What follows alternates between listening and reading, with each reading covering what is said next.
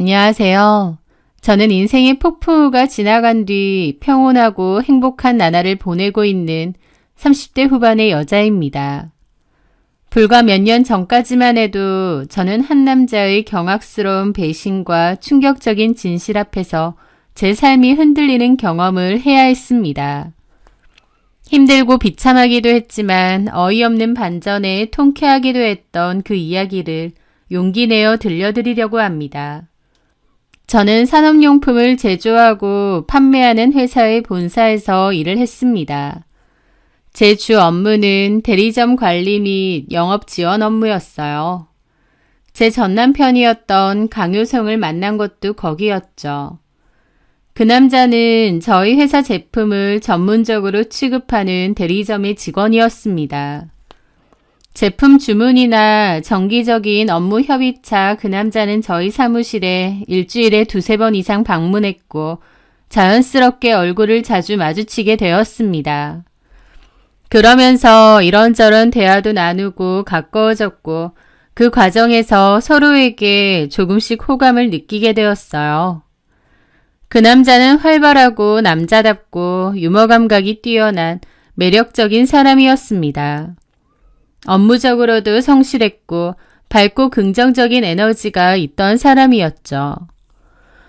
서로에게 호감이 있던 저희는 어느 날 퇴근 후 함께 저녁을 먹게 되었고 그날을 기점으로 자연스럽게 연인으로 발전했습니다. 그렇게 2년 정도 연애 후 서로가 평생을 함께할 운명의 상대라고 확신하며 결혼도 하게 되었고 저희는 부부가 되었습니다. 사실 남편은 연애 시절부터 유난히 아이들을 좋아하고 자식 욕심이 많은 사람이었습니다. 요즘은 결혼을 하고도 아이는 안 가지는 딩크를 선호하는 부부도 많잖아요. 하지만 저희 남편은 딩크를 할 거면 결혼을 왜 하냐라는 주의였습니다. 결혼의 목적은 아이를 가지는 데 있다고 했고 자식은 많을수록 좋다는 생각이었어요. 저도 아이를 좋아하고 결혼하면 최소 2 이상은 낳아서 기르고 싶은 마음이 있었기에 그런 부분이 잘 맞았던 거죠. 자기야, 우리 결혼하면 다른 건 몰라도 애는 꼭 셋은 낳는 거다. 아들 2에 예쁜 공주님 하나. 상상만 해도 너무 행복하지 않아? 셋은 너무 많아. 그리고 낳는 건 난데 왜 자기가 벌써부터 셋 타령을 하고 그래? 못 살아 정말. 나는 딱 2만 아들 하나 딸 하나 예쁘게 낳아서 알콩달콩 잘 키우고 싶어. 에이, 그래도 셋은 돼야지. 집안도 시끌벅적하고 애들끼리 서로 의지하면서 크고. 안 그래? 글쎄, 일단 하나 낳아서 키워보고 그때 가서 다시 생각해. 낳아보면 또 생각이 달라질 수도 있잖아.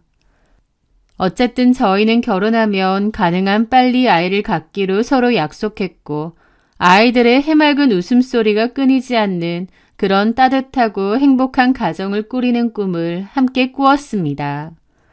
그렇게 부푼 기대와 설렘을 안고 결혼 생활을 시작했고 신혼 때부터 바로 아이를 가지려고 열심히 노력했습니다. 하지만 저희의 간절한 바람과는 달리 아이는 저희 생각처럼 그렇게 쉽게 찾아와 주지 않았어요. 매달 실망과 좌절을 반복했죠. 1년 정도 자연임신을 시도했지만 번번이 실패로 돌아갔고 결국 저희는 함께 병원을 찾아가 이런저런 검사를 받았습니다. 다행히 저와 남편 2 다 몸에는 별다른 문제가 없다는 의사 선생님의 진단을 받았어요.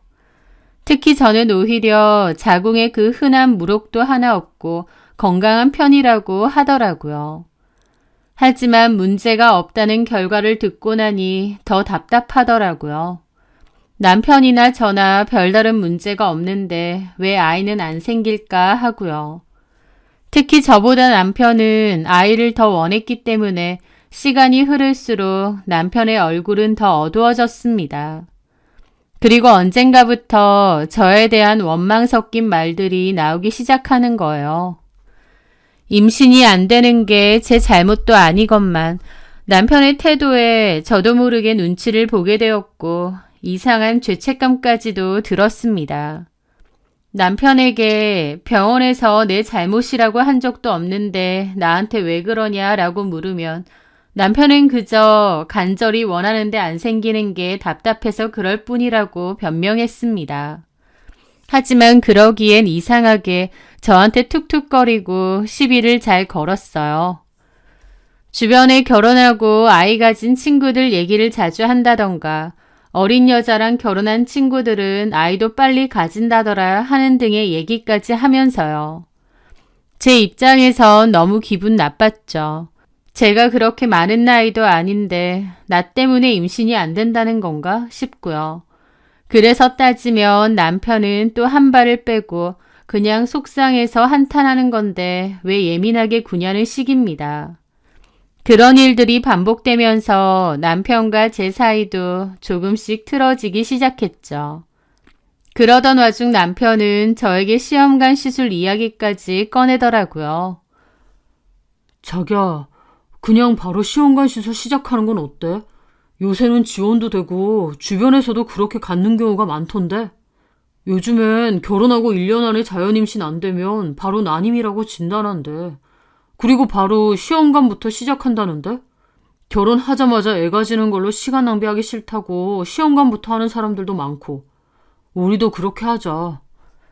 그러는 겁니다. 저는 사실 자연임신으로 가질 생각이 크고 시험관은 별로 생각 안 해봤거든요. 사실 친한 친구 중에 시험관 시술을 받은 친구가 있는데 옆에서 지켜보니 힘든 과정이라는 걸 알겠더군요. 정부 지원이 된다고 해도 그래도 사비도 많이 들고 또 시간도 많이 들고 정신적으로나 체력적으로나 너무 힘들어하는 것을 옆에서 지켜봤었습니다.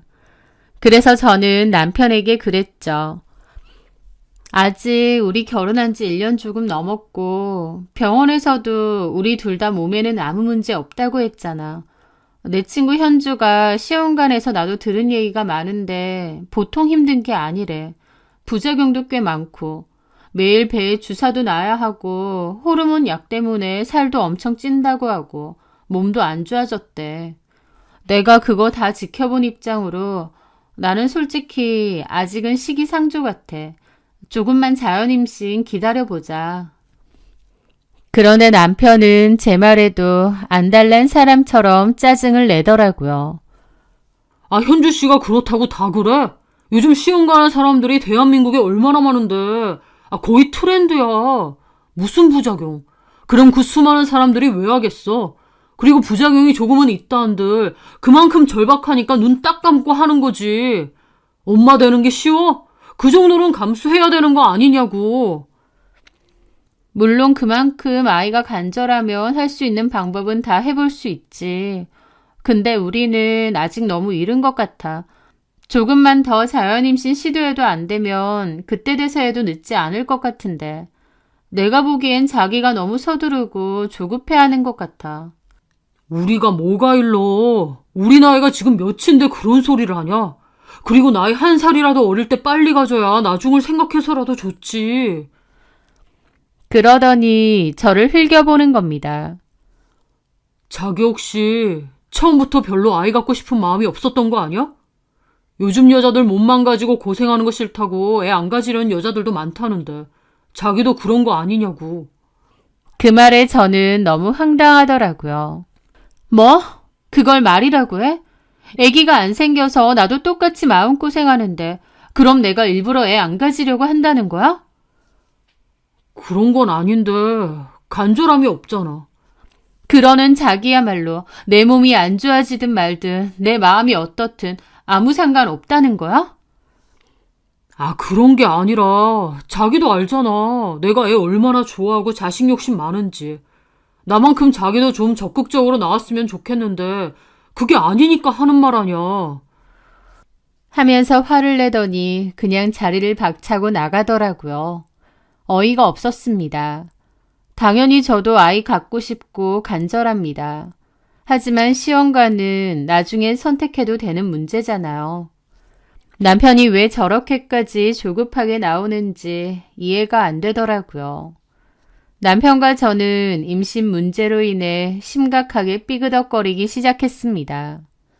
시작은 임신 문제지만 나중에는 서로 별것도 아닌 걸로 트집 잡게 되고 말을 안 하게 되고 사이가 소원해지더라고요. 그리고 저도 남편에게 실망이 컸습니다. 시험관 한다고 하면 고생도 심하고 부작용 걱정도 많다고 그런 얘기를 충분히 했는데도 남편은 제 몸이 어떻게 되든 말든 오직 아이만 빨리 가지자는 태도였으니까요. 내가 애 낳는 기계로 보이나 싶기까지 해서 남편에게 너무 야속하고 섭섭하더라고요. 남편과 제 사이는 점차 아주 두껍고 차가운 얼음벽이 생겼습니다. 어쩔 때는 2주가 넘도록 서로 말 한마디 섞지 않고 지내기도 했죠. 한때는 서로 잘 맞고 같이 있는 것만으로도 행복하다고 여겨졌던 사람이 이젠 가장 멀고 불편한 타인처럼 되어버렸습니다. 저는 그 숨막히는 정적이 너무나 답답하고 힘들고 집안에 있는 것조차 편하지가 않더라고요. 그래서 제가 먼저 자존심을 굽히고 남편에게 말을 걸거나 대화를 시도해 본 적이 많습니다. 하지만요, 남편은 오히려 제가 노력을 하든 말든 시종일관 뚱한 표정으로 저를 대했고 제가 뭘 물어봐도 단답만 틱틱 하더라고요. 저도 속 없는 사람도 아닌데 그런 식으로 나오니 너무 짜증나고 만정 떨어지더군요. 남편의 유치하고 속 좁은 모습에 자존심이 있는 대로 상했고 화도 났습니다. 결국 저희는 결혼한 지 1년 만에 위태롭고 냉랭한 살얼음판 같은 사이가 되어버리고 말았죠. 그런데 문제는 집 말고도 남편과 제가 자주 봐야 된다는 거였습니다. 남편은 저희 회사 제품을 판매하는 대리점 직원이기 때문에 저희는 업무상으로도 어쩔 수 없이 자주 마주칠 수밖에 없었으니까요. 그런데요, 어이없는 게 남편은 회사에서까지 저를 무시하고 냉랭하게 대하는 겁니다. 집에서는 그렇다 쳐도 회사고 일이니까 그렇게 안 했으면 했는데 티를 엄청 내더라고요. 일부러 저 말고 저희 팀 다른 직원에게만 큰 소리로 말을 걸거나 다른 직원과 시시덕거리고 제가 물으면 대답도 잘 안 하고요. 그런 유치하고 치졸하게 짝이 없는 행동까지 서슴지 않았고 저는 진짜 정이 뚝뚝 떨어졌죠. 게다가 그렇게 티를 엄청 내주는 바람에 회사 사람들 사이에서도 저희의 관계가 안 좋아졌다는 게 공공연히 다 퍼졌습니다. 지나가는 회사 사람들은 꼭 저보고 김대리, 남편이랑 또 싸웠어? 아직 신혼인데 사이 왜 이렇게 안 좋아? 무슨 일 있어? 이런 소리까지 자주 듣게 만들었죠. 저는 그 상황이 너무 창피했습니다. 남편의 그런 유치찬란하고 졸렬한 행동들이 너무나 화가 났죠. 그런데 그 와중에 남편은 본격적으로 밖으로 나돌기까지 했습니다. 남편은 저희 회사 거래처 직원이고 거래처들끼리도 잘 알기 때문에 회사 퇴근 시간이나 업무 스케줄 같은 것도 대강은 알고 있었거든요. 그런데도 매일같이 오늘은 중요한 클라이언트와 저녁 미팅이 있어서 늦는다. 오늘은 갑자기 긴급 출장이 잡혔다. 내일이나 들어갈 것 같다. 오늘은 밀린 업무가 산더미라 회사에서 밤새워 야근해야 한다. 이런저런 핑계를 대면서 집에 늦게 들어오거나 아예 외박을 하고 다음날 아침에 들어오는 날도 부지기수였습니다. 제가 그런 문제로 남편에게 따져 물으면 남편은 아주 귀찮고 짜증난다는 듯이 들은 척도 하지 않았고요. 오히려 의부증이냐며 큰 소리를 쳤습니다. 결혼하고 1년 반 만에 저는 진심으로 이혼까지 생각하게 되었어요. 남편과의 관계는 이미 회복 불가능할 정도로 치닫는 게 느껴졌거든요. 저는 진지하게 이혼에 대해 고민했고 후회가 남지 않기 위해 많은 생각을 하고 또 했습니다. 이혼이라는 것이 쉽지 않은 일이다 보니 어떤 날은 그래 이혼하자 싶다가도 또 어떤 날은 그래도 할 수 있는 노력은 다 해야 되지 않을까 싶고 저도 오락가락했죠. 그러다가 결정적인 일이 생겼습니다. 그날은 퇴근 후 집 근처 대형마트에 저녁거리를 사러 잠시 들르게 되었어요. 웬일로 남편과 함께 동행을 했죠. 그렇게 장을 다 보고 계산을 하려고 보니 제 지갑을 차 안에 두고 안 가져왔더라고요. 남편은 계산대 옆에서 통화를 하고 있었고 저는 남편에게 카드를 좀 달라고 했습니다. 그래서 남편은 통화를 하면서 저한테 지갑을 건네주고 자리를 살짝 뜨더라고요. 저는 남편의 지갑에서 카드를 꺼내서 계산을 했습니다. 그런데 그 순간 지갑 안에는 낯선 파란색 카드 하나가 보이더라고요. 일반적인 카드 같지는 않아서 뭐지 생각하며 꺼냈는데 그 카드는 오피스텔 출입용 카드였습니다. 그 순간 심장이 쿵 하더라고요. 남편이 오피스텔 출입용 카드가 왜 필요하겠나요? 이게 뭐지 하고 자세히 보려는 순간 남편이 확 카드와 지갑을 뺏었습니다. 저는 황당해서 쳐다보는데 그냥 딴 데만 보고 있더라고요. 일단 계산을 마치고 차에 타서 남편에게 따졌습니다. 그게 뭐냐고 이리 줘보라고요. 남편은 자기 아는 친구 건데 실수로 술자리에 놓고 갔고 나중에 갖다 줄 거라고 했습니다. 저는 그게 말이 되냐고 어느 친구냐고 물었는데 그때부터 말을 안 하더라고요. 제가 뭐라고 따지든 간에 아무 말도 안 하는데 진짜 환장하겠는 겁니다. 여자 생겼지? 그 여자 사는 오피스텔이야? 이렇게 그냥 입 꾹 다물고 있으면 그만이야? 친구 거라니까. 그러니까 친구 누구? 말하면 다 알아? 내가 왜 몰라? 그 친구 누군데? 지금 전화해서 물어봐. 그랬더니 남편은 저를 흘겨보고는 그냥 자리를 떠났습니다. 비겁하게 회피하는 거였죠. 그리고 더 기막힌 일은 다음날 일어났습니다. 저 회사 갔다 온 사이 남편이 집을 나갔거든요. 편지 한 장 남기고요. 그 편지 내용은 이혼하자고 저랑 더는 못 살겠답니다. 자기는 아이가 간절한데 저는 별로 절박함도 없어 보이고 제가 너무 이기적인 것 같답니다. 그리고 서로 원하는 가정상이 다른 것 같대요. 저랑 있어도 더 이상 행복하지 않고 편하지도 않다면서 자기를 진심으로 이해해주고 자기 아이를 낳아줄 수 있는 그런 여자와 새로운 인생, 새로운 가정을 꾸미고 싶다는 말도 안 되는 내용의 편지였죠. 그 편지 하나 달랑 남기고 남편은 짐까지 싸들고 집을 나간 겁니다. 더 기막힌 건요. 남편 대리점에 연락해보니 돌연 회사에 사직서까지 냈답니다. 이게 말이 되나요? 남편은 무슨 작정이라도 한 듯 회사에까지 사직서를 내고 잠수를 탔더라고요. 아, 그 오피스텔로 갔구나. 그 오피스텔에 있는 여자한테 갔구나. 알 수 있었습니다.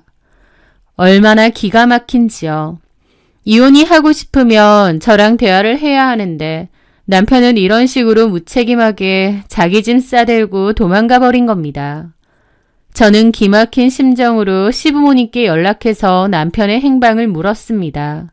싸웠는데 짐 싸들고 나가버렸다고요. 어머님 아버님도 모른다고 하시더라고요. 그러면서 뭘 어떻게 싸웠길래 효성이가 집을 나가느냐며 저를 질책하시는 거예요. 너무 황당해서 제가 그랬습니다. 뭐 때문에 싸웠냐니 어머니. 효성씨 지갑 안에서 처음 본 오피스텔 키가 나왔어요. 효성씨 여자 생긴 것 같다고요. 제가 그게 뭐냐고 여자 생겼느냐 따져 물었더니 다음날 편지 한 장 남기고 가출한 거예요. 제가 임신 못한다고 자기 애 낳아줄 여자 찾아서 가겠대요. 그런데 어머님은 이 와중에 저를 질책하세요? 너무 기막히고 억울해서 눈물까지 날 것 같더라고요. 제 말에 어머님 아버님도 놀라고 할 말이 없으셨는지 가만 있으셨어요. 그러면서 연락 오면 알려줄 테니 일단 끊으라고 했습니다. 그렇게 저는 남편에게 수십 통의 문자를 보냈습니다. 차라리 정식으로 이혼을 얘기하던지 이렇게 비겁하게 숨고 회피하면 그만이냐. 이혼해줄 테니까 일단 집에 와라. 여자 있는 거 다 안다. 일 크게 만들지 말고 돌아와라. 이런 식으로요. 하지만 지독한 회피형이었던 남편은 대답도 않고 오지도 않더라고요. 도대체 뭘 어쩌자는 건지 혈압이 올랐죠. 짐작으로는 그 오피스텔에서 여자랑 살고 있을 것 같은데 문제는 그 오피스텔 키는 받지만 그 오피스텔이 어디에 있는 건지 이름이 뭔지 모르겠다는 거였습니다. 카드키를 처음 발견했을 때도 너무 놀라고 경황이 없어서 작게 쓰여져 있던 오피스텔 이름도 기억이 안 나고요. 저는 남편의 행동에 화도 나고 일단은 어떻게든 끝장을 봐야겠다는 생각이 들었습니다. 남편이 바람을 피고 다른 여자가 있다는 건 거의 확실한 일이지만 마땅한 증거가 없다는 것도 깨달았죠. 그래서 증거도 찾고 남편의 행방도 찾을 겸 사설 흥신소에 의뢰를 하게 되었습니다. 저도 제가 살면서 사설 흥신소에 남편의 행방을 묻게 될 줄은 꿈에도 몰랐어요.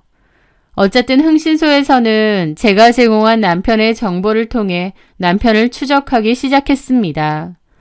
전문가는 전문가인지 저는 도저히 남편이 어디 있을지 감도 못 잡았는데 흥신소에서는 알아서 남편이 어디 있는지부터 행선지, 사진까지도 다 알아냈더라고요.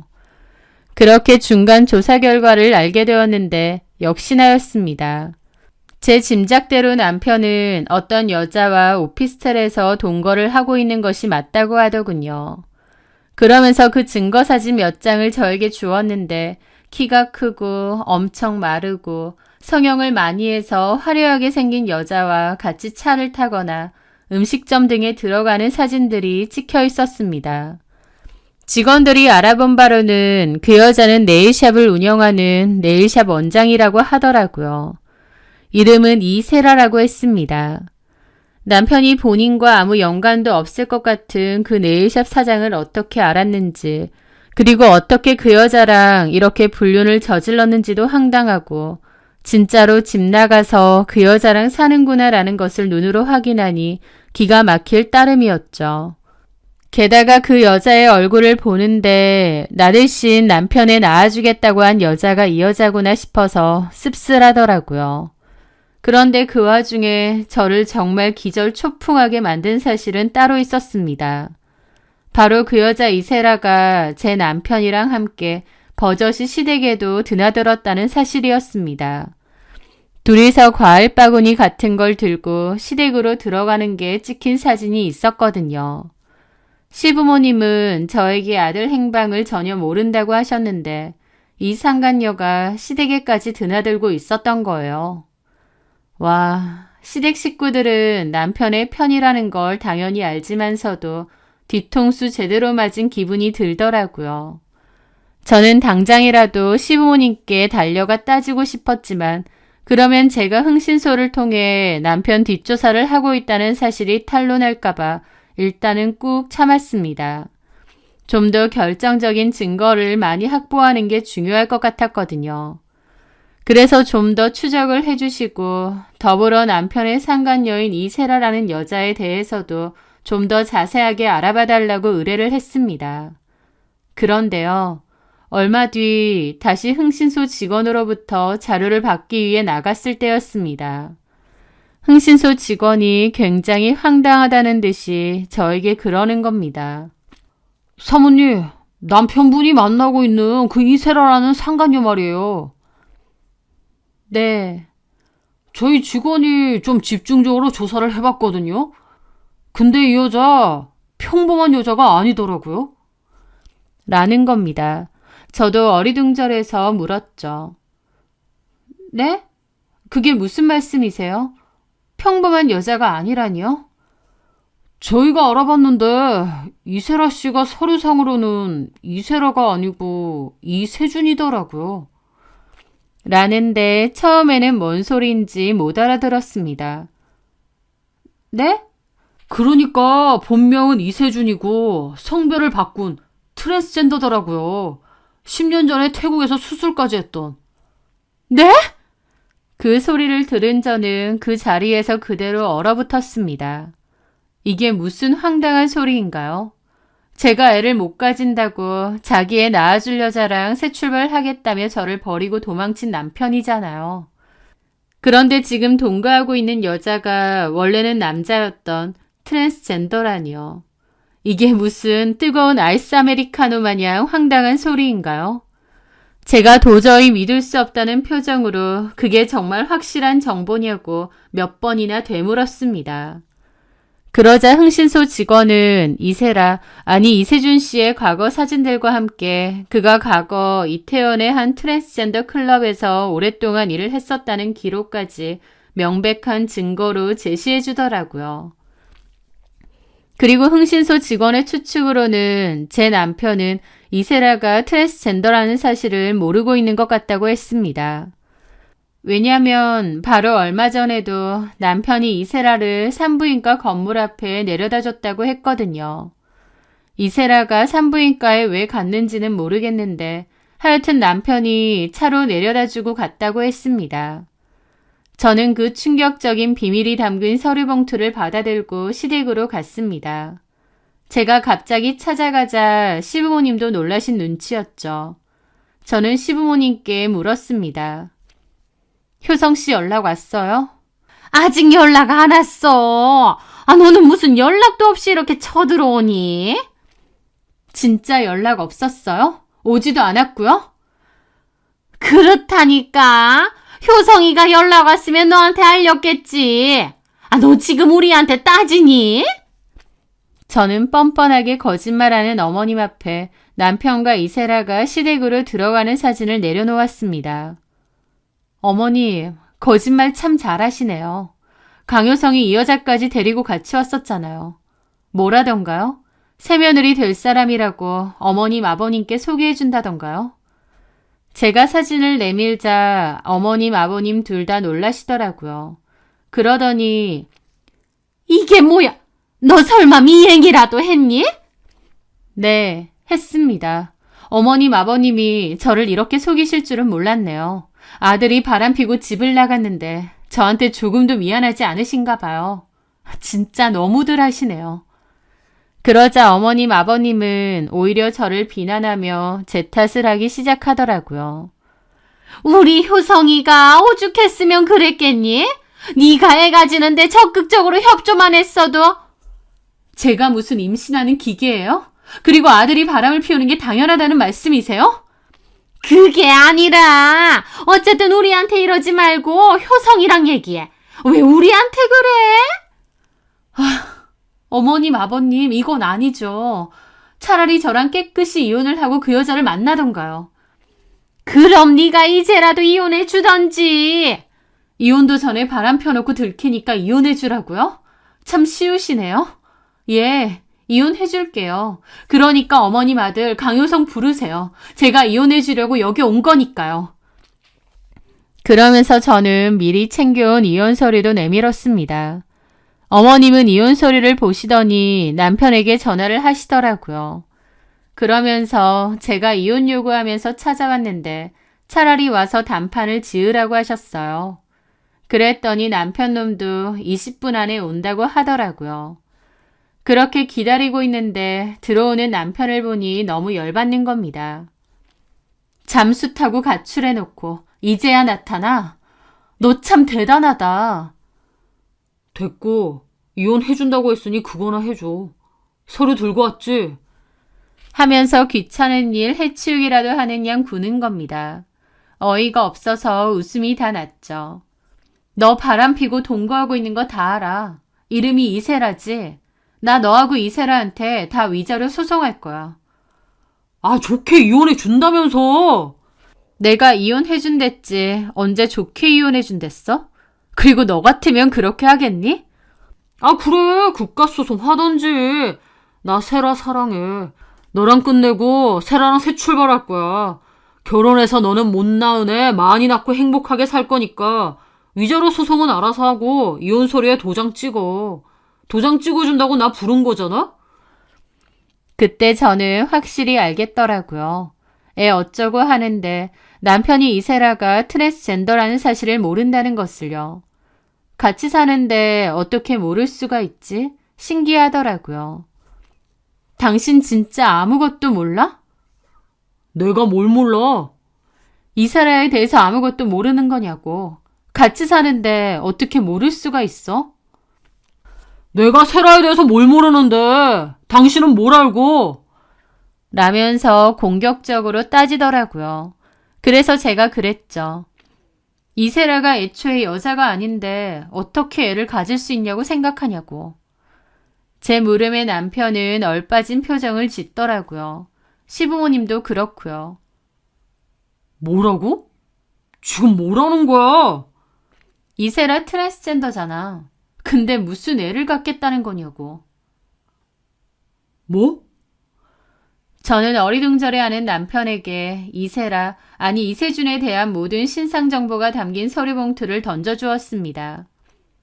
직접 봐. 남편은 제가 준 서류 봉투를 꺼내보더니 점점 믿을 수 없다는 듯 표정이 굳어갔습니다. 실시간으로 핏기가 가시는 게 보이더라고요. 옆에서 시부모님도 같이 보고 있는데 뜨악하셨죠. 이게 뭐야? 세라가 트랜스젠더라고? 본명이 이세준? 말도 안 돼! 보고도 몰라? 과거 남자였을 때 사진에 젠더바 근무했던 증거에. 나는 네가 이해가 안 돼. 어떻게 동거까지 하면서 아무것도 모를 수가 있어? 이혼까지 불사하면서 살겠다는 여자에 대해서 이렇게 아무것도 모를 수 있냐고.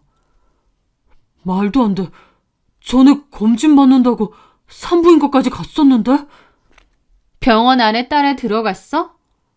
아니, 그냥 건물 앞에만 자기 혼자 가고 싶다고. 하더니 남편의 눈이 희번뜩해지더라고요. 그제야 자기가 완전히 속았다는 것을 깨달은 모양이었죠. 시부모님도 그제야 사태의 심각성을 깨닫고 그 자리에서 뒤로 나자빠지시려고 하더군요. 남편은 갑자기 막 씩씩대고는 어디론가 전화를 거는 겁니다. 야, 너 당장 집 안으로 들어와. 왜긴 왜야? 지금 당장 들어와! 아마 이세라에게 전화를 하는 모양이었습니다. 이세라도 여기까지 따라온 것 같았고 들어오지는 않고 차 안에서 기다리고 있던 모양이었어요. 그렇게 이세라가 집 안으로 들어왔는데 남편이 얼굴이 시뻘개져서는 이세라 면상에 그 서류를 집어 던지더라고요. 네가 말해봐. 이게 다 뭐야? 너 트랜스젠더야? 네 정체가 도대체 뭐야? 그 순간 이세라도 몹시 당황하더라고요.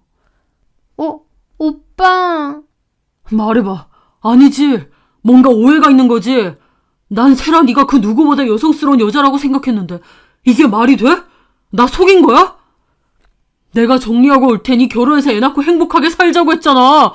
너도 우리 애 많이 가지자고 했잖아. 근데 전부 거짓말이었어? 너 나를 처음부터 가지고 논 거야? 나한테 왜 이런 짓을 한 거야? 아니야, 오빠. 나 여자 맞아. 오빠 진심으로 사랑하고 오빠랑 나눴던 얘기들 다 진심이야. 이거 다 저 여자가 꾸민 짓이야. 나 여자 맞아. 우리 예쁜 아기도 가질 수 있어. 내가 오빠 닮은 예쁜 아기 낳아줄게. 나 그렇게 할 수 있어. 네가 트랜스젠더인데 어떻게 아기를 가져? 아니야. 나 진짜 여자야. 오빠가 잘 알잖아. 라는데 이세라는 정말 자기가 완전한 여자라고 굳게 믿는 것 같았습니다. 그걸 보는데 좀 무섭더라고요. 이세라가 천연덕스럽게 거짓말을 하는 건지 아니면 남편에게 뭐라도 뜯어내려고 혼신의 힘을 다해 연기하는 건지 그것도 아니면 정말 어떤 정신적인 문제라도 있는 건지 모르겠습니다. 제가 본 이세라의 모습은 정말 자기가 생물학적 여자고 임신도 할 수 있다고 진심으로 믿는 듯 했거든요. 그래서 더 무섭더라고요. 이세라는 남편을 붙잡았는데 남편은 화가 머리끝까지 난 채로 눈이 돌아서 이세라를 패대기 쳤습니다. 이세라는 바닥으로 날아가서 엎어지더라고요. 이거 완전 미친년 아니야. 이렇게까지 나를 속여? 너 도대체 누구야? 정체가 뭐냐고? 나한테 뭘 원해서 이런 짓을 벌이냐고? 남편은 절규를 하더니 바닥으로 주저앉더라고요. 시부모님도 충격받아 얼이 빠져 있고요. 이세라는 울면서 자기 여자 맞다는 말만 되풀이하면서 남편에게 매달리고 있고요. 정말 그런 아수라장이 따로 없었습니다. 저는 더 이상 그 자리에 있기도 싫더군요. 저는 그 혼란과 아수라장 속에서 쓴웃음을 흘리며 자리를 박차고 나갔습니다. 저 추악하고 역겨운 인간들과 더 이상은 같이 있고 싶지도 엮이고 싶지도 않았으니까요. 그 후 저는 바로 이혼을 진행하기로 하고 남편과 이세라를 상대로 상간소송도 진행했습니다. 그런데 남편은 말을 바꿔서 저에게 용서를 빌며 재결합을 애원하고 불쌍한 척을 했습니다. 자기는 사기당한 피해자라면서요. 저한테 그런 소리 하는데 어처구니가 없었죠. 이세라랑 결혼해서 애 낳고 살 거라고, 가출하고 이혼해달랄 때는 언제고 이제 와선 이혼 못한다고 버티는 게요. 저는 이미 그 인간의 추악하고 더러운 밑바닥까지 다 봤잖아요. 제가 미치지 않고서야 그 제안을 받아들이겠나요? 저는 아주 단호하게 경멸을 가득 담아 거절을 했습니다. 그리고 협의 이혼이 안 돼서 결국 이혼 소송도 들어갔죠.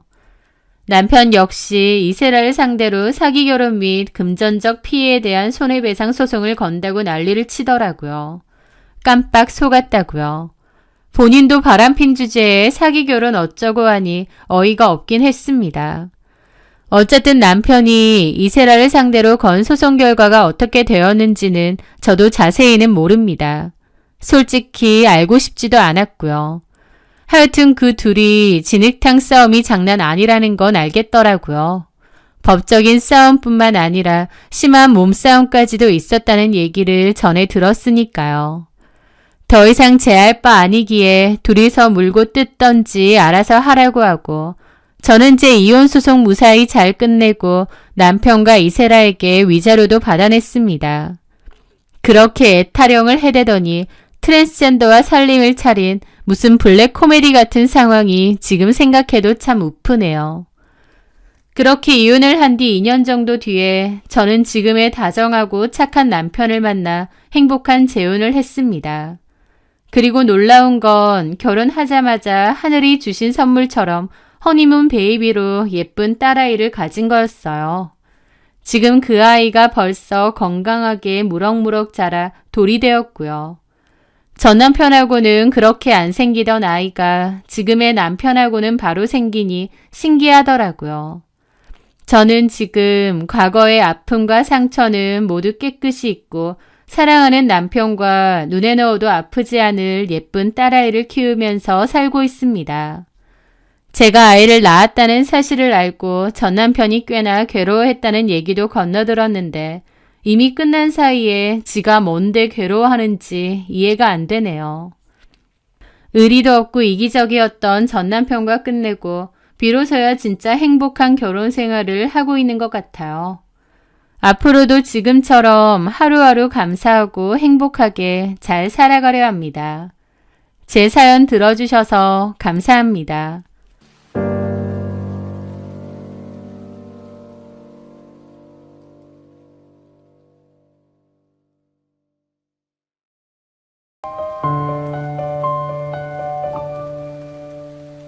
안녕하세요. 저는 인생의 큰 챕터 하나를 닫고 새로운 시작점에 선 40살 여자입니다. 저는 몇 년 전 이혼을 했는데요. 누군가는 이혼을 실패의 낙인이라 말하고 누군가는 어쩔 수 없는 선택이었다고 합니다. 저에게 이혼은 어떤 의미냐면요. 썩어가는 부분을 도려내고 새살이 돋기를 기다려야 하는 고통스럽지만 꼭 필요한 과정이었습니다. 이제 와서 생각해보니 그나마 다행인 건 전 남편과 제 사이에 아이가 없다는 사실입니다. 물론 결혼 생활 동안에는 아이를 간절히 원했었어요. 2년이 넘는 시간 동안 아이를 갖기 위해 병원을 다니며 이런저런 검사를 받고 시술을 하고 나름 애를 썼습니다. 하지만 제 노력은 번번이 허사로 돌아갔고 그 과정에서 남편의 비협조와 냉담함은 제 마음에 깊은 생채기를 남겼죠. 그때 왜 아이가 안 생길까 참 힘들었고 저희 부부에게는 아이가 찾아오지 않는 게 서글프고 힘들었습니다. 그런데 아이러니하게도 지금은 전 남편과 제 사이에 아이가 없다는 게 너무 큰 위로가 되네요. 씁쓸함과 배신감으로 얼룩진 제 결혼과 이혼의 전말을 솔직하게 이야기해보려 합니다. 전 남편과는 주말 산행 동호회에서 만났어요. 저는 IT 스타트업에서 일하는 개발자였는데 밤낮 없이 컴퓨터 앞에서 일을 하다 보니 건강과 체력이 몹시 안 좋아지더라고요. 특히 오래 앉아있다 보니 목과 허리에 고질적인 통증과 염증이 심했습니다. 그래서 건강과 체력 때문에 정말 살려고 운동을 시작했어요. 그런데 막상 해보니 운동의 매력에 빠지게 되었습니다. 운동을 하면서 저를 괴롭혔던 허리나 목의 통증도 많이 좋아졌고 정신적으로도 좋아지더라고요. 그렇게 운동에 빠지면서 여러 운동을 해봤습니다. 저한테 더욱 잘 맞는 운동을 찾기 위해서요. 여러 가지를 해봤는데 저는 그중 등산이 참 좋더라고요. 산에 오르다 보면 근심 걱정도 사라지고 맑고 시원한 공기도 실컷 맞고요. 트레이너 센터나 실내에서 하는 운동이 아니라서 그런지 더 상쾌하고 좋더라고요. 그렇게 저는 등산을 하다가 나중에는 등산 동호회에 가입을 했습니다. 거기서 같은 회원인 남편을 처음 만났죠. 남편은 운동을 업으로 삼고 있는 사람이었고 저보다 3살이 어렸습니다. 남편은 트레이너 일을 오랫동안 했었고 이제는 자신의 이름을 건 작은 PT샵을 오픈해 운영하고 있다고 했죠. 사실 남편은 운동도 운동인데 영업 차원에서 여러 동호회에 가입한 것도 있다고 했습니다. 하여튼 저는 동호회에서 남편을 만났고 금방 친해졌어요. 남편은 탄탄한 몸과 자신감 넘치는 미소를 가진 남자였고 그 매력적인 모습에 저도 금방 빠져들었습니다. 다른 듯 비슷한 듯 남편과 저는 서로에게 끌렸던 것 같아요. 왜냐면 그는 제 차분하고 계획적인 성격을 매력있다, 안정감이 느껴진다고 칭찬했고 저는 그 남자의 유머와 활기가 좋았습니다. 그렇게 저희는 썸을 타다가 연인 사이로 발전하게 되었죠. 연애 시절 그는 주말마다 제 손을 잡고 경치 좋은 곳을 찾아다녔고 같이 운동을 즐기며 가까워졌습니다. 그 남자와 함께 있는 시간이 즐거웠고 이런 남자라면 몸도 마음도 건강하게 행복하게 살 수 있을 것 같았습니다. 그렇게 저는 그 남자와 잘 만나오다가 결혼도 약속하게 되었어요. 그런데 연애 때와 달리 결혼 준비는 시작부터 삐걱거렸습니다. 남친과 저는 양가 형편을 고려해 반반 결혼을 하기로 약속했습니다. 저도 잘 됐다 싶었어요. 왜냐면 저는 그동안 모아놓은 돈이 있었는데 그 돈으로 오피스텔을 매입했거든요. 월세를 받을 용도로요. 그러고 나서 다시 돈을 모으기 시작했다 보니 모아놓은 돈이 그리 많지는 않았습니다. 그래서 둘이서 반반하고 모자란 금액은 대출을 하면 되겠다 싶었죠. 그런데 막상 결혼 준비를 하다 보니 남친은 약속한 그 반반의 결혼 자금도 마련하는데 어려움을 토로하는 겁니다. 사실 요즘 샵 운영이 안 좋다느니 손님이 많이 적다느니 하면서요. 그런 남편을 이해했어요. 왜냐면 남편도 개인 PT샵을 운영하고 있었으니 창업에 돈이 꽤 들어갔을 테니까요. 그래서 제가 물어봤습니다. 그럼 혹시 어머님, 아버님은 좀 도와주실 수 없는 거야? 저는 시부모님께 도움을 좀 받을 순 없느냐고 물었습니다. 왜냐하면 시부모님은 퇴임 후 시골에서 펜션을 운영한다고 들었는데 펜션을 운영하실 정도면 여유가 좀 되지 않으실까 싶었거든요. 그런데 전혀 아니더라고요. 그 펜션은 돈을 벌어다 주는 게 아니라 오히려 돈만 까먹는 애물단지에 가까웠거든요. 어머님, 아버님은 퇴임 후 돈을 전부 털어 펜션을 여신 것 같은데 장사도 정말 안 되고 운영에 어려움을 겪는 듯 했습니다. 그래서 한마디로 시부모님께도 손을 벌릴 형편이 안 되었던 거고 남편 본인도 돈이 별로 없던 거죠. 남편은 돈도 없고 집안에서 도움받을 처지가 아닌데도 저한테 결혼부터 하자고 한 거였어요. 그때 그 계획 없고 무대뽀인 심성을 알아봤어야 하는데 저는 그때 콩깍지가 제대로 씌어 있었습니다. 남편에게 푹 빠져 있었고 결혼도 하고 싶었거든요. 처음 계획과 달리 돈이 많이 모자랐고 대출을 받을까 했는데 친정부모님이 그 사실을 알고 너무 무리해서 대출 많이 받지 말라며 돈을 좀 해주셨습니다. 지금 돌이켜보면 고작 그런 남자 때문에 친정 부모님한테까지 손을 벌린 게 참 죄송하네요. 하여튼 그렇게 친정 부모님한테까지 손을 벌려 결혼도 했습니다. 남편은 진짜 돈 2, 3천 들고 거저 결혼한 거나 다름없는 상황이죠. 그런데 남편은 결혼 전부터 제가 가지고 있던 오피스텔의 존재를 잘 알고 있었어요. 그 오피스텔 꽤 비싼 곳 아니냐며 그런데 투자한 제가 안목이 좋은 것 같다고 칭찬하더라고요. 그러면서 저보고 투자도 잘하고 돈 관리를 잘하는 것 같다고 했습니다. 결혼해서도 우리 집 돈 관리는 저한테 맡길 테니 앞으로 제가 돈을 잘 불려주라고 했어요. 저도 남편보다는 제가 더 잘할 것 같아 알겠다고 했고요. 그렇게 결혼 생활을 시작했고 초반에는 남편도 버는 돈을 착실하게 가져다 주었습니다. 저는 계획적으로 생활비를 쓰고 저축이나 적금을 했습니다. 몇 달간은 아무 문제 없이 운영되는 듯 보였죠. 하지만 그런 평화는 오래가지 못했습니다. 바로 시댁 때문이었죠. 시댁에서 운영하는 펜션은 제 생각 이상으로 더 경영난에 시달리고 있었습니다. 어머님, 아버님은 펜션으로 수입이 안 되니 저희한테 손을 벌리기 시작하셨어요. 사실 처음에는 큰 부담이 안 가는 소액이었습니다. 전기세가 너무 많이 나왔다느니 정화조가 고장나서 수리해야 된다느니 생활비로 조금 보내달라느니 그 정도로 몇십만 원 정도 빌려가셨거든요. 저도 처음에는 어려우신데 이 정도는 도와드려야지 하는 좋은 마음으로 부부 생활비가 아니라 제 개인 돈으로 보내드리기도 했습니다. 나중에 남편은 그 사실을 알고 고마워. 내가 진짜 결혼 잘한 것 같다. 자기 같은 며느리가 없다 진짜.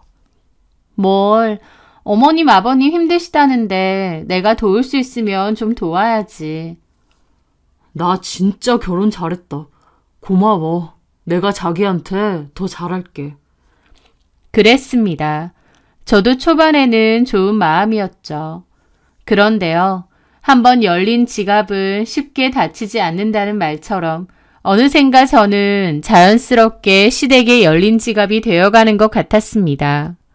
시댁의 요구는 점점 더 빈번해졌고 액수도 커졌고 또 당연해졌거든요. 성수기 대비해서 비품을 새로 사야 한다. 일손이 부족해서 사람을 써야 하는데 인건비가 없다 등 이유는 끝이 없었죠. 달라는 건 아니고 빌려달라고 하셨는데 빌려가실 때는 분명히 다음 달 정산해서 바로 줄게 라고 말씀하세요. 하지만 약속은 번번이 지켜지지 않았습니다.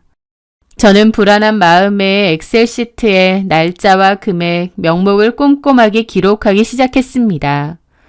그 파일에 기록이 늘어갈수록 갚는 돈은 제대로 없고 빌려가는 돈만 야금야금 늘어갈수록 제 마음의 불안감도 함께 커져갔죠.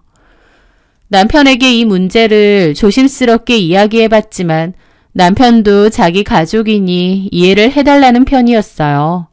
자기도 알잖아. 엄마 아빠도 사정이 좀 안 좋으니까. 그렇긴 한데 우리도 돈이 막 많은 건 아닌데 부담스럽기도 해. 어쨌든 우리가 모아야 될 돈을 계속 어머님 아버님께 보내드리는 거잖아. 우리도 나중에 아이도 가져야 되고 이사 생각도 하고 그러면 지금 애 없을 때 돈 열심히 모아야 되잖아. 우리 아직 젊고 둘 다 열심히 하니까 돈이야 또 금방 모을 수 있지. 엄마 아빠는 당장 힘드신 거잖아. 외면할 수도 없는 노릇이고.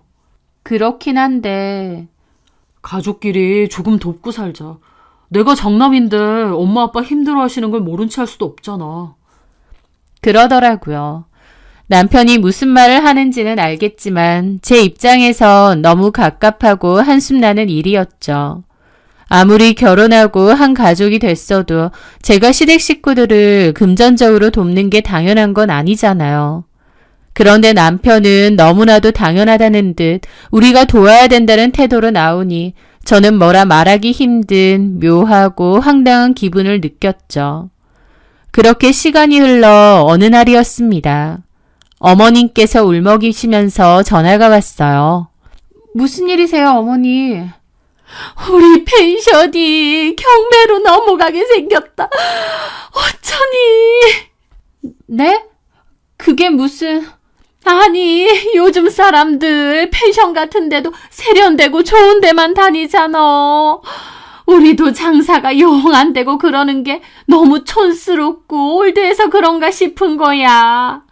우리 동네에 우리보다 더 오래되고 얄궂은 펜션 가지고 있는 박 사장이라고 있는데 그 사람 싹 펜션 뜯어 고치고 나서는 주말에 예약이 안 될 정도로 붐빈다더라고. 결국 우리도 시설 문제인가 싶은 거야. 그래서 리모델링도 좀 하고 고쳐보려고 했거든? 그건 저도 알죠. 리모델링 그때 하신다고. 근데 사실 은행 대출이 좀 안 돼서 사금융으로 돈을 좀 빌려서 했어. 네? 어머니, 그런 건 함부로 빌리시면 안 돼요. 알지, 아는데 싹 고치고 새 단장하면 손님들 많이 올 거니까 그때 금방 갚으면 된다고 생각했지. 근데 너도 알다시피 리모델링도 제대로 안 됐잖니. 아휴, 일이 이렇게 꼬인다. 저도 그 말에 한숨이 절로 나오더라고요. 전에 어머님이 너무 장사도 안 되고 매출도 안 된다며 펜션을 전반적으로 고치신다고는 했었습니다. 이대로는 특색도 없고 별로 예쁘지도 않다 보니 손님들도 안 온다면서요. 저는 어머님 아버님께 차라리 가격을 좀 낮춰서 가성비 좋은 펜션으로 운영해 보시라 그랬는데 어머님 아버님은 그렇게는 싫으시다고 하더라고요. 괜히 가격 싸면 오히려 몸만 축나고 돈은 안 된다고 하시면서요. 그래서 차라리 다시 세련되게 새 단장하고 비싼 돈 받는 펜션으로 운영하는 게 낫다고 하셨죠. 그때 마침 그런 식으로 찔러대던 리모델링 업체도 있었거든요. 자기들이 엄청 신식으로 세련되게 바꿔주겠다고. 그러면 숙박객들도 엄청 늘어날 거라고요. 제가 보기엔 살짝 사짜 같기도 했는데 어쨌든 어머님 아버님은 거기에 맡겨서 펜션을 대대적으로 바꾸고 싶어 하셨어요. 그래서 은행에서 대출받아서 공사를 진행한다고 하셨고 저도 그런 줄 알았는데 이제 와서 보니 은행이 아니라 사설 금융업체에서 돈을 빌리신 모양이더라고요. 설상가상으로 그 리모델링 업체가 제 예상대로 제대로 된 업체가 아니었습니다. 공사도 처음과 달리 엉망으로 해놨더라고요. 게다가 그 빌린 자금, 이자는 눈덩이처럼 불어나고 있었던 거예요. 그걸 듣는데 너무 기가 막히더라고요. 어머님이나 아버님도 적은 나이도 아니고 사회생활도 다 해보신 분들인데 어떻게 이런 식으로 일을 하시지 싶고 너무 황당한 겁니다. 어쨌든 요는 그 돈을 제대로 갚지 못하면 펜션이 경매로 넘어갈지도 모른다는 절박한 이야기였습니다. 어머님 아버님께는 그 펜션이 유일한 재산인데 대출을 제대로 못 갚아서 그거마저도 경매로 넘어가면 막말로 어머님 아버님은 길바닥에 나앉게 생기신 거예요. 전화기 너머로 들려오는 시어머니의 흐느낌을 듣는데 속이 갑갑하더라고요. 게다가 남편도 그 사실을 알고 저한테 좀 도와주면 안 되겠느냐고 하고 있는 겁니다. 제가 무슨 누르면 돈 나오는 자판기도 아닌데 말이죠. 사실 제가 그맘때 공교롭게 들고 있던 오피스텔을 좋은 값으로 정리를 했거든요. 이런저런 세금 문제 때문에 한 채를 정리하고 그 돈을 들고 있었는데 아마 그 돈을 좀 빌려달라는 모양이었죠. 저는 고민했는데 남편이랑 이혼할 게 아니면 그래도 빌려주는 게 맞지 않나 싶더라고요. 하지만 그래도 최소한의 안전장치는 마련해야 했습니다. 어머님, 아버님, 제가 돈을 빌려드릴 수는 있는데 어쨌든 저도 큰 돈을 빌려드리는 거니 정식으로 차용증을 쓰고 공증도 받았으면 합니다. 그래야 저도 마음 편하게 빌려드릴 수 있을 것 같아요. 제 말에 시부모님과 남편은 좀 서운한 기색도 있었지만 당장 돈이 급했기에 그렇게 하기로 했습니다. 어쨌든 제가 그렇게 한 것은 단 한 가지, 가족이기 때문이었어요. 제가 선택한 결혼과 제 가족이잖아요. 그에 대한 책임감이 있었고 미우나 고우나 도와야 된다는 생각이 있었습니다. 그래서 저도 제 소중한 돈을 빌려드렸던 거예요. 하지만 시부모님이나 남편이나 그 사람들에게 저는 그냥 지갑일 뿐이었던 것 같습니다. 필요할 때는 사정사정해서 돈 달라더니 빌리고 나선 배째라 하면 그만인 호구였던 것 같아요. 어머님은 돈 빌려드릴 땐 너무 고맙다며 은인이라며 이자는 절대 빼먹지 않고 보내주겠다고 하셨는데요. 그것도 한두 달이고 나중에는 이자조차 제대로 보내지 않으시더군요.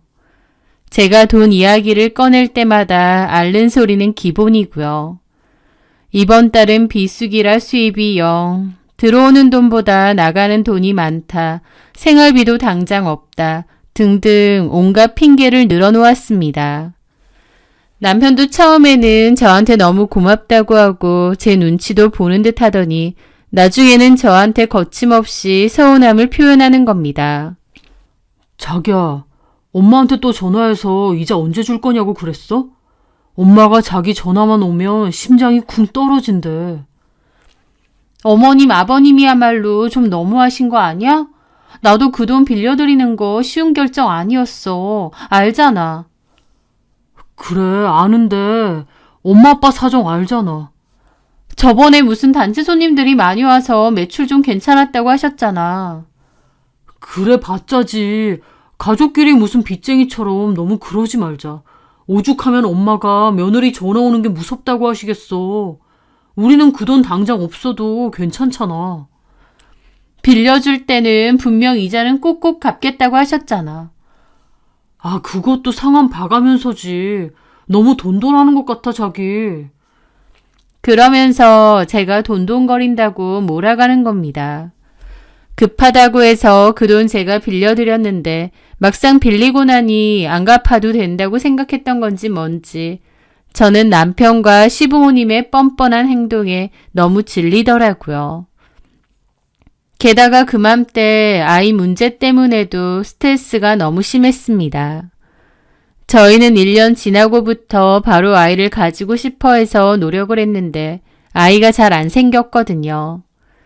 그렇게 또다시 1년이 지나갔는데 아이가 안 생기니 어머님은 노골적으로 저를 압박하기 시작했습니다. 제 느낌에는 제가 이자 때문에 어머님하고 실랑이가 좀 있었다 보니 일부러 더 아이로 압박과 눈치를 주시려는 게 아닌가 싶더라고요. 심지어 저한테 그런 소리까지 하시는 겁니다. 얘, 너 혹시 일부러 애 안 갖는 건 아니지? 내가 빌려간 돈 다 갚기 전까지는 안 가지려고 작정하고 그런 건 아니니? 네? 어머니, 그게 무슨... 아니, 너 돈 좋아하고 맨날 내 얼굴만 보면 이자 소리 하잖아. 돈 모아야 되는데 우리 때문에 못 모은다고. 그래서 애도 안 가지는 건가 해서. 어머니, 그냥 한 소린데 뭘 그렇게 예민하게 받아들이니? 라는데 누가 봐도 뼈가 박힌 소리였습니다. 진짜 가족끼리도 돈은 절대 함부로 빌려주면 안 된다는 걸 그때 뼈저리게 느꼈어요. 그렇게 급하다고 사정사정할 땐 언제고 이자조차도 제대로 안 갚으려고 하고 가족이라는 이유로 퉁치려고 하시니 속이 박박 뒤집어졌죠. 어쨌든 어머님의 발언과는 별개로 저도 아이가 갖고 싶었습니다. 아이를 워낙 좋아했고 저랑 남편을 닮은 예쁜 아이 낳아서 오손도손 잘 키워보고 싶었거든요. 하지만 아이는 무슨 문제인지 잘 들어서지 않았고 저는 난임병원에도 가보게 되었습니다. 그런데 병원에서 저한테는 별다른 문제가 안 보인다고 남편도 같이 와야 된다고 했거든요. 그래서 남편에게도 같이 가자고 했는데 남편은 자기처럼 건강하고 활력 넘치는 사람이 무슨 문제가 있겠냐며 안 간다고 그러는 겁니다. 저는 남편에게 그냥 가서 검사만 받아보자고 하는데도 남편은 왜 자꾸 그래? 나 문제 없다니까. 그리고 내 친구들은 결혼해서 다들 애 잘 만났던데. 문제가 있다면 당신한테 있는 거겠지. 당신이 나보다 나이가 더 많잖아. 당신보다 연상인 거지 내 나이도 그렇게 많은 건 아니야. 그리고 검사도 안 해봤는데 어떻게 문제가 없는 줄 알아? 어쨌든 나는 젊고 운동해서 몸 건강하고 나는 문제 없어. 그런데 자꾸 같이 가자고 하지 마. 자존심 상하게 하고 있어. 그러면서 절대 안 가려고 하는 겁니다. 남편은 자존심 운운하며 안 간다는 것도 있지만 제가 느끼기에 남편은 아이를 별로 안 갖고 싶어하는 느낌도 있었어요. 아이를 갖고 싶은 건 나만의 생각이고 정작 남편은 시큰둥하는 게 너무 보였습니다. 그걸 깨닫자 현타가 오더라고요. 왜 나 혼자 아둥바둥 아이를 갖고 싶어 하나 싶고요. 남편은 결혼 전과 신혼 때까지는 저한테 열렬한 사랑을 보여줬지만 그 마음이 정말 급속도로 식었습니다. 정확히는 제가 어머님, 아버님께 돈을 빌려드리고 나서부터 그랬던 것 같아요. 저도 그런 걸 느끼고부터는 더 이상 아이를 가지려고 노력하지 않았고 남편과도 소원해졌습니다. 그러면서 남편과 저의 관계는 급속도로 얼어붙었죠. 같은 공간에 있지만 무슨 투명인간처럼 대화는 단절되었고 잠자리도 각방을 쓰게 되었거든요.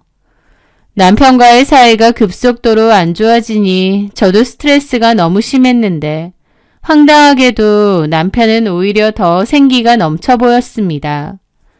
그맘때 뭐가 좋은지 집에 오면 콧노래를 흥얼거렸고 주말이면 운동을 하거나 친구들을 만난다며 밖으로 나돌았습니다. 저랑 그나마 같이 앉아있을 때도 남편의 시선은 늘 핸드폰 액정에 고정되어 있더라고요. 게다가 제가 생활비 부족이나 시댁의 채무 불이행 문제를 꺼내면 그는 기다렸다는 듯이 짜증을 냈습니다. 돈 얘기. 진짜 지겨워 죽겠다.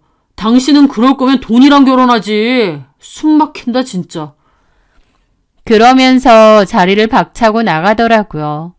저는 남편의 변해버린 행동에 느꼈습니다. 이 결혼은 돌이킬 수 없는 강을 건넜구나. 남편과 내 사이는 끝이구나 라는 것을요. 이혼이라는 단어가 매일같이 머릿속을 맴돌았습니다. 당장에 어떤 큰 계기는 없었지만 이혼을 계속 염두에 두게 되었죠. 그러던 어느 주말이었습니다. 남편이 트레이너 워크숍이 있다며 1박 2일로 갔다 왔는데요. 남편의 옷에서 짙은 여자 향수와 더불어 여자 머리카락이 발견되었어요. 그걸 보는데 온몸의 신경이 곤두서는 것 같더라고요. 이 인간이 여자가 있구나. 그래서 나한테 그렇게 냉담했던 거고 임신에도 관심이 없었구나 싶었습니다. 그날 밤 저는 자고 있는 남편의 방에 몰래 들어갔어요. 그리고 폰을 갖고 나와 핸드폰 잠금을 풀었습니다. 비밀번호는 결혼 기념일이었습니다. 남편이 갑자기 깨서 나올까봐 심장이 미친 듯이 뛰었지만 그래도 확인은 해야겠더라고요. 저는 떨리는 손으로 사진첩을 열었습니다. 그리고 어렵지 않게 알 수 있었어요. 남편의 폰에는 처음 보는 젊은 여자의 사진이 가득했습니다. 남편보다 3-4살은 어려 보이는 애띤 얼굴이더라고요. 남편과 그 여자는 누가 봐도 연인이나 부부처럼 몸을 밀착해서 사진을 찍고 스킨십 사진도 많았습니다. 너무 대놓고 이런 사진들이 많으니 어이가 없고 웃음까지 나오더라고요. 그런데 황당한 건요. 그 사진첩을 쭉 내려보니 옛날 사진도 있었습니다. 남편이 저를 만나기 전에 찍은 것 같은 사진이요. 그 사진에도 그 여자가 있더라고요. 이게 뭐지 싶어서 황당했죠. 그러니까 저랑 만나기 전에도 이 여자랑 이미 만나고 있었던 겁니다. 양다리였나? 이 여자랑 결혼하지 왜 나랑 결혼했지? 기가 막히더라고요. 그리고 더 충격적인 사진은 따로 있었습니다. 바로 시부모님의 펜션에서 찍은 사진이었어요. 어머님, 아버님과 함께 고기를 구워 먹으며 찍은 사진이었는데 그 사진은 놀랍게도 얼마 전 사진이더라고요. 한마디로 어머님, 아버님도 이 여자의 존재를 너무 잘 알고 있었던 겁니다. 그걸 보는데 맥이 탁 풀리더라고요. 시부모님, 남편 다 한통 속으로 나를 속였구나.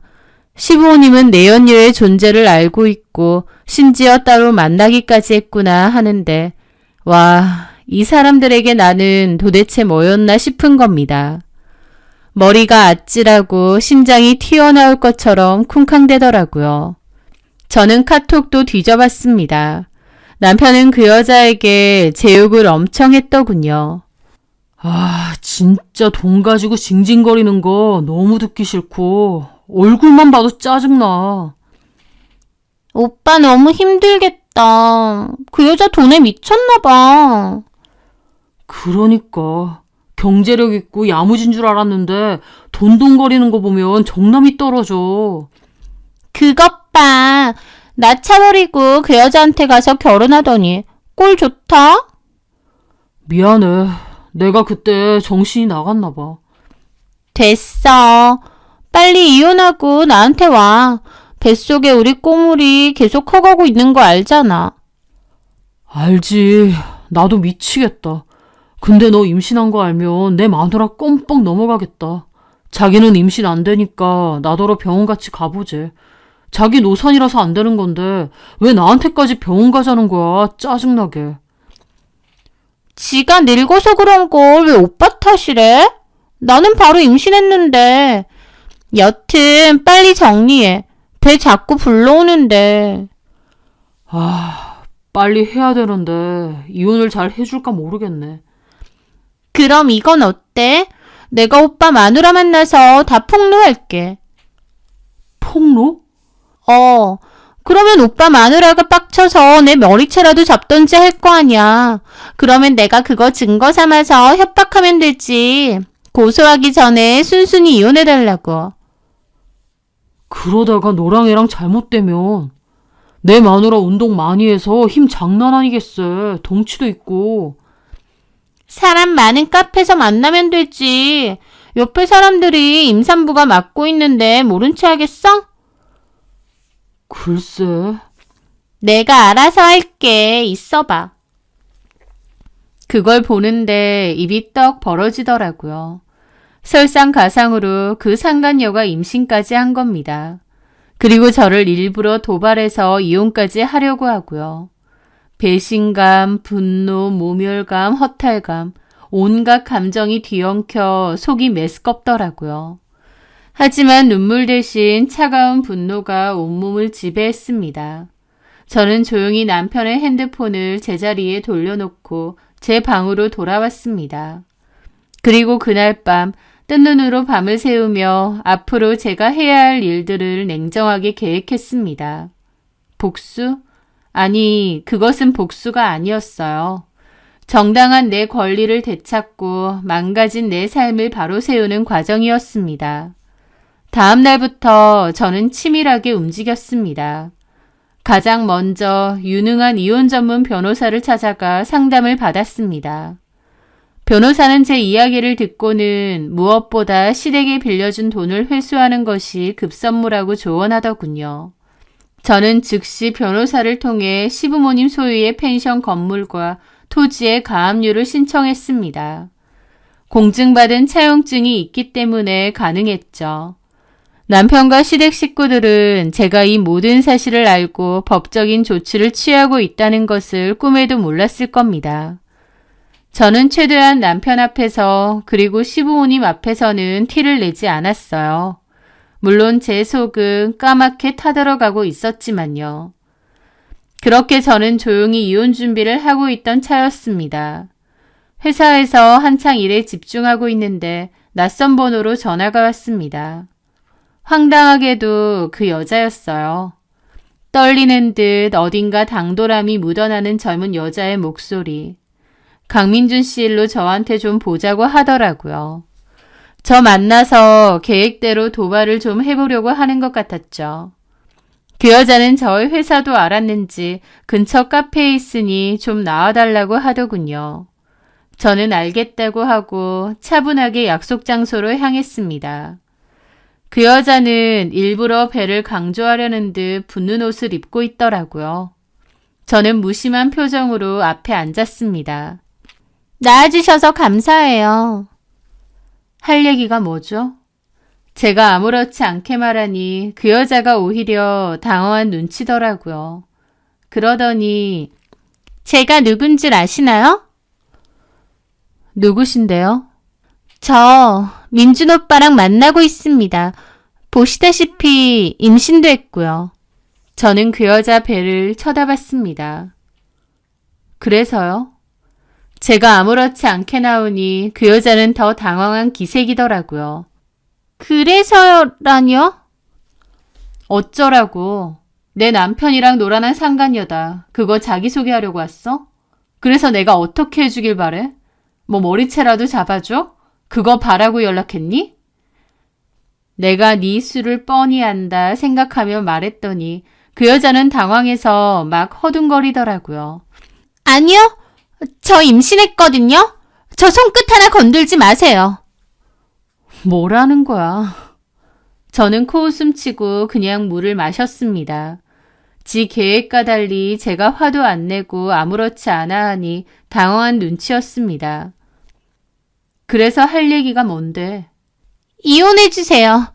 그쪽은 임신도 안 된다면서요. 사실 저 오빠랑 그쪽보다 먼저 만났고. 그래. 이혼해줄게. 임신까지 했다는데. 내가 이혼해줄 테니까 강민준 데리고 가서 살아. 저는 그냥 말 자르고 저렇게 대답했습니다. 저 개소리를 계속 들어주기 싫더라고요. 네? 해줄게. 네가 데리고 살아. 됐니? 그 여자는 토끼처럼 눈을 동그랗게 뜨고 저를 바라보더군요. 오빠가 저랑 만나는 거 알고 있었어요? 아니, 근데 만나도 상관없어. 아무렇지도 않아요? 아무렇지 않아. 왠 줄 알아? 그런 놈이랑 같이 살면 네 인생만 못되는 거거든. 남편이나 시부모나 얼마나 시궁창 같은 인간들인지 얼마 지나지 않아서 알게 될 거다. 이혼해줄게.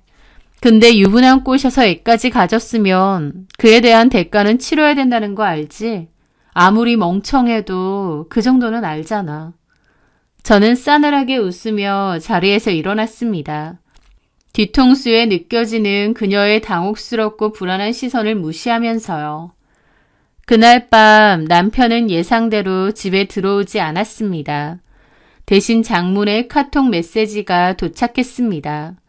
구차한 변명과 자기 합리화가 가득했는데 저는 그냥 이혼해주겠다는 답장 하나만 보냈습니다.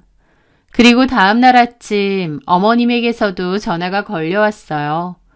모르는 척하면서 자기도 다 듣고 놀랐대요. 그러면서 그 여자가 민준이 애까지 가졌으니 어쩔 수가 없다는 말도 안 되는 헛소리를 하시더군요. 그러더니 너희 살던 집 전세 보증금 말이다. 그거 민준이랑 반반하지 않았니? 언제쯤 빼서 반반으로 나눌 수 있겠어? 그러는 겁니다. 기가 막혀 헛웃음이 나오더라고요. 아들이 불륜 저지르고 상간녀가 임신하고 그 상황에서 어머님은 전세금 반반 나누자는 소리를 하는데 너무 기가 막히면 웃음이 나옵니다. 어머니, 정리는 그렇게 하는 게 아니죠. 제가 결혼하고 지금까지 생활비며 이것저것 들인 돈만 해도 얼만지 아세요? 그리고 정식으로 채용증 쓰고 공증까지 받은 제 돈은 어떻게 하실 건가요? 이자도 제대로 안 갚으셨잖아요. 아니, 그거는 내가 안 주려고 한 게 아니라. 됐습니다. 이미 제가 가압류 걸어놨습니다. 법원에서 가압류 결정 등기 아직 안 날아갔나요? 뭐라고? 어머님은 몹시 당황하시더라고요. 제 돈부터 먼저 갚으세요. 그나마 있는 그 펜션까지 날릴 거 아니면요. 뭐라고? 야, 너 어떻게 이럴 수가 있어? 우리 뒤통수를 쳐? 도대체 언제 그랬던 거야? 무슨 소리 하세요? 뒤통수는 어머님 아들하고 어머님 아버님이 치셨죠. 저 다 알아요. 그 여자 펜션도 놀러 갔었던데요. 어? 참 대단들 하세요. 제가 투명인간인 줄 알았네요. 그 여자 며느리로 들여서 사세요. 제가 미련 없이 끝내줄게요. 저도 강민준 그 인간한테 미련 없고요. 돈이나 똑바로 갚으세요. 전화기 너머로 들려오는 어머님의 기아 많은 소리를 들으며 저는 조용히 통화 종료 버튼을 눌렀습니다. 얼마 지나지 않아 남편에게서 수십 통의 부재중 전화와 카톡 메시지가 쏟아졌습니다. 남편은 제발 가압류만 풀어달라고 돈은 어떻게든 마련해서 갚겠다고 했어요. 남편이 뭔 소리를 해도 저는 코웃음 치며 말해줬죠. 네가 저지른 행동에 대한 책임은 져야지. 네 몫으로 돌아갈 몇천 전세보증금? 그것도 나중에 나한테 위자료로 다 줘야 될 거다. 그리고 네 소중한 애인한테도 상간녀 위자료 청구 소송 제기했거든. 네가 대신 내주든 둘이 알아서 잘 해결해봐. 참고로 합의는 절대 안 해줄 거야. 그래도 내가 이혼 서류에 순순히 도장 찍어준 것만으로도 나한테 감사하게 생각해. 그 상간녀도 고마워해야 하고 내가 묻고 따지지도 않고 이혼해주잖아. 남편은 제 단호한 말에 넋이 나간 것 같더라고요. 와, 너 진짜 이렇게까지 해야겠어? 너 진짜 무섭다. 내가? 나는 너랑 니네 부모가 더 무서워. 뒤통수 제대로 때려놓고 누구더러 무섭대. 긴 말 필요 없고 앞으로 할 말은 내 변호사랑 얘기해. 알았니? 그게 남편과의 직접적인 마지막 통화였습니다. 그 후 저는 변호사와 긴밀하게 협력하며 법적인 절차를 신속하게 진행했어요. 결국 돈을 마련할 수 없었던 시댁은 헐값에 펜션을 금매로 내놓을 수밖에 없었고 매매대금의 상당 부분은 가압류권자인 제게 우선적으로 지급되었습니다. 게다가 자잘하게 빌려갔던 돈과 정신적 피해 보상까지 고려하여 신혼집 전세 보증금 역시 제가 모두 가져왔습니다. 한마디로 남편은 빈털터리가 되어 이혼을 했고 저희는 법적으로 완전히 남남이 되었죠. 그 들려온 소식들은 그들의 비참한 현실을 여실히 보여주었습니다. 남편이 운영하던 PT샵은 계속 적자였는데 결국 문을 닫게 되었다고 들었습니다. 시부모님은 펜션도 잃고 빚만 떠안게 되었고 남편과 상간녀 시부모님이 작은 집 하나 겨우 구해서 다 같이 산다고 들었어요. 멀쩡히 있는 며느리 배신하고 그 여자를 며느리처럼 여기더니 좁아 터진 집에서 다 같이 사니까 어디 좋겠네 싶더라고요. 그렇게 한참의 시간이 흐른 어느 날 뜻밖에도 상간녀를 길에서 우연히 마주치게 되었습니다. 상간녀는 말도 못하게 푸석푸석하고 초라한 모습으로 아이를 안고 양손에는 짐을 들고 있더라고요. 엄청 고돼 보이고 지쳐 보였어요. 아이의 짐까지 있는데 택시조차 못하고 땀 흘리며 걸어가는 듯 했죠. 상간녀는 마주 걸어오던 저를 봤고 저도 상간녀를 봤습니다. 그 여자는 문득 걸음을 멈춰 저를 빤히 보고 있더라고요. 그 여자의 눈빛은 정말 복잡해 보였습니다. 왜 쓰레기 더미를 나한테 넘겼냐는 표정 같기도 했죠. 저는 싸늘한 표정으로 그 여자를 스쳐 지나갔는데 나중에 건너듣기로는 그 여자가 결국 애를 시어머니한테 놔두고 도망갔다는 얘기도 있더라고요.